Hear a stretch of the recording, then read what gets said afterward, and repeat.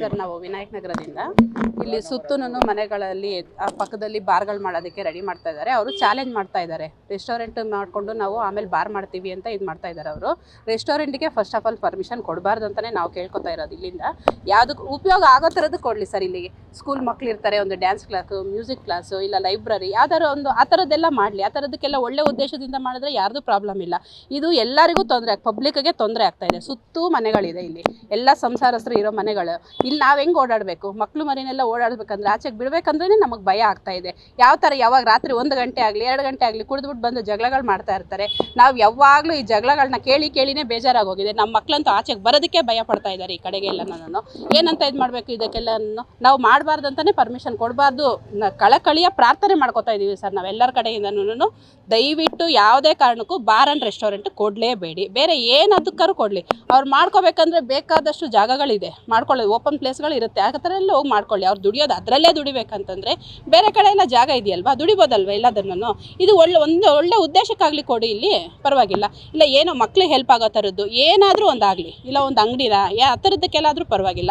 Bar and restaurant ಮಾತ್ರ ಆಗಬಾರ್ದು ಅಂತಲೇ ನಾವು ಎಲ್ಲರ ಹತ್ರನೂ ಕೇಳ್ಕೊಳ್ತಾ ಇದ್ದೀವಿ ಸರ್. ಅಂಗನವಾಡಿ ಇದೆ, ದೇವಸ್ಥಾನಗಳಿದೆ, ಸ್ವಲ್ಪ ಪಕ್ಕದಲ್ಲೇ ಇನ್ನೂ ಒಂದಿದೆ ಸರ್. ಇವಾಗ ಅದೊಂದು ಬಾರ್ ಕಡೆಯಿಂದನೇ ನಮಗೆ ತುಂಬ ತೊಂದರೆ ಆಗ್ತಾ ಇದೆ. ರಾತ್ರಿ ಎಲ್ಲ ನಮಗೆ ನಿದ್ದೆ ಕೊಡ್ತಾ ಇಲ್ಲ ಗೊತ್ತಾ. ಕುಡಿದು ಎಷ್ಟು ಜಗಳಗಳು ಮಾಡ್ತಾರೆ.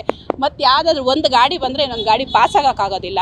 ಎಲ್ಲದಕ್ಕೂ ತೊಂದರೆ. ಒಂದು ನೀರು ಟ್ಯಾಂಕರ್ ಬಂತಂದರೆ ಅರ್ಧ ಅವರ್ ರೋಡ್ ಜಾಮ್ ಆಗುತ್ತೆ. ಬೆಳಗ್ಗೆ ಪಾಪ ಸ್ಕೂಲ್ ಮಕ್ಕಳಿಗೆಲ್ಲ ಹೋಗೋದಕ್ಕೆ ಎಷ್ಟು ಕಷ್ಟಪಡ್ತಾ ಇದ್ದಾರೆ ಗೊತ್ತಾ. ಅವರೆಲ್ಲನೂ ಜಾಮ್ ಆಗಿಬಿಟ್ರೆ ಇದೆ. ಮತ್ತು ಇಲ್ಲಿ ಬಾರ್ ಮಾಡಿಬಿಟ್ರೆ ಇಲ್ಲಿ ಎಲ್ಲಿದೆ ಪಾರ್ಕಿಂಗ್ ಜಾಗ, ಎಲ್ಲಿದೆ ಇಲ್ಲಿ ತೋರಿಸಿ ಅವ್ರಿಗೆ. ಪಾರ್ಕಿಂಗ್ ಬೇಕೇ ಬೇಕಲ್ವಾ. ಅವ್ರು ಕುಡಿದ್ಬಿಟ್ಟು ಅವ್ರ ಒಳಗಡೆ ಬಿದ್ಕೊಬಿಟ್ರೆ ಇಲ್ಲಿ ಪಾರ್ಕಿಂಗ್ಗಳಲ್ಲಿ ಅಲ್ಲಿ ಆರನ್ಗಳು ಹೊಡಿತಾನೆ ಇರ್ತಾರೆ. ಸ್ಕೂಲ್ ಮಕ್ಳಿಗೆ ಟೈಮ್ ಆಗುತ್ತೆ.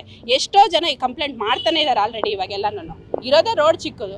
ಆ ರೋಡ್ ಚಿಕ್ಕದ್ರಲ್ಲಿ ಇವಾಗ ಈ ಥರ ಎಲ್ಲ ಮಾಡ್ತಾ ಇದ್ದಾರೆ. ಮತ್ತೆ ಬಾರ್ ಮಾಡಬೇಕು ಅಂತ ಅವ್ರು ಪರ್ಮಿಷನ್ಗೆ ಹೋಗ್ತಾ ಇದ್ದಾರೆ ಅಂದರೆ ಅವ್ರಿಗೆ ಯಾವ ಥರ ಉದ್ದೇಶ ಇರುತ್ತೆ ಹೇಳಿ. ಅವ್ರ ಮನೇಲಿ ಹೆಂಡತಿ ಮಕ್ಕಳು ಎಲ್ಲರೂ ಇರ್ತಾರಲ್ವ, ಅವ್ರಿಗೂ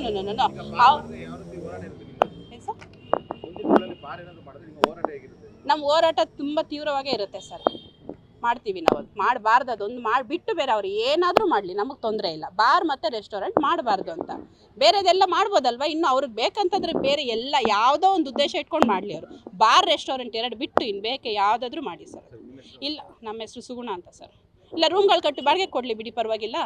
ಒಳ್ಳೆ ಸಂಸಾರಸ್ಥರು ಇರ್ತಾರಲ್ವ ಮನೆಗಳಲ್ಲಿ ಎಲ್ಲನೂ.